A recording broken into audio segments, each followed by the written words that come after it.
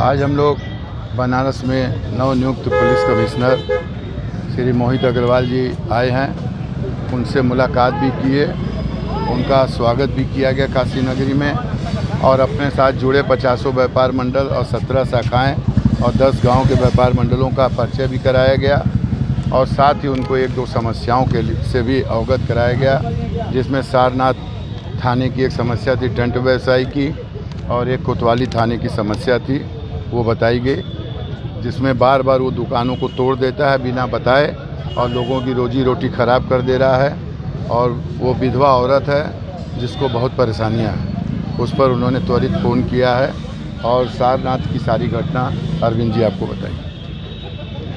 मैं हूं अरविंद, पहाड़िया व्यापार मंडल महामंत्री। आप हमारे साथ हैं मैरिज कैटरर्स के मदन जी, जो प्रख्यात कैटरर्स हैं पूरे पूर्वांचल के। आपके साथ 2 करोड़ रुपए की फिरौती मांगी गई है, आए दिन आपको परेशान किया जा रहा है।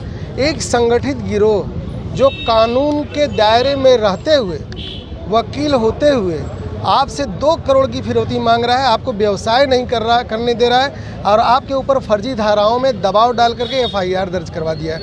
आज इतने परिवार के संभ्रांत नागरिक हैं, ये व्यवसायी हैं, आज उत्पीड़ित हो चुके हैं, ये जहर खाने के लिए बाध्य हो रहे हैं, अपना व्यवसाय प्रभावित कर रहे हैं। आप मदन जी से पूछे, कहीं कोई सुनवाई आपकी नहीं हो पा रही है और बुरी तरह से आप परेशान चल रहे हैं उक्त वकील से। तो आज जो 2 करोड़ रुपए की फिरौती है, उसी के परिप्रेक्ष्य में हम सभी लोगों ने प्रार्थना पत्र दिया है नए CP साहब को कि आप इसकी जांच कर लें और कम से कम उसके विरुद्ध भी FIR दर्ज कराएं। नए CP से कितना अपेक्षा करते हैं? देखिए, अभी तो वो आए हैं, मैंने उनका स्वागत किया है और अपेक्षा किया है कि आप इस पर खरे उतरेंगे, क्योंकि आप इस क्षेत्र के सुप्रीमो हैं और आप ही के छत्र छाया में रहना है। न्याय हो सके, कम से कम व्यापार अच्छे से कर सकें।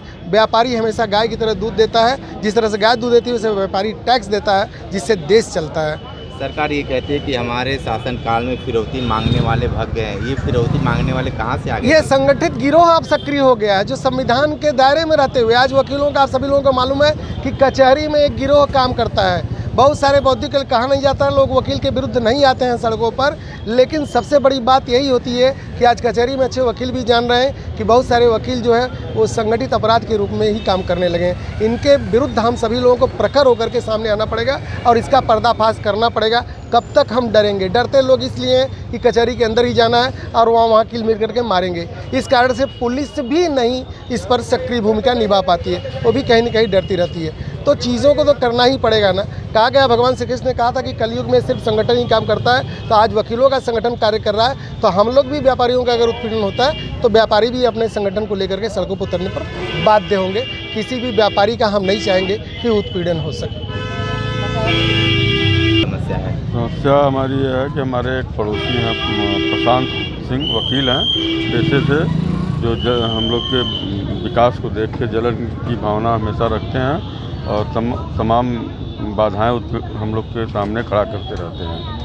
और अभी एक मैटर में उन्होंने कहा है कि हमको 2 करोड़ रुपया दीजिए तो हम आप लोग को कभी परेशान नहीं करेंगे। पेश है न्यूज बकेट हिंदी मासिक पत्रिका। पढ़ें इस महीने की पूरी खबर विस्तार से हमारे न्यूज बकेट की मैगजीन में। हमारी मैगजीन को मुफ्त में पढ़ने के लिए अभी लॉगिन करें www.newsbucket.in पर। इसके अलावा रोज की ताज़ा खबरों के लिए हमारे YouTube चैनल को तुरंत सब्सक्राइब करें।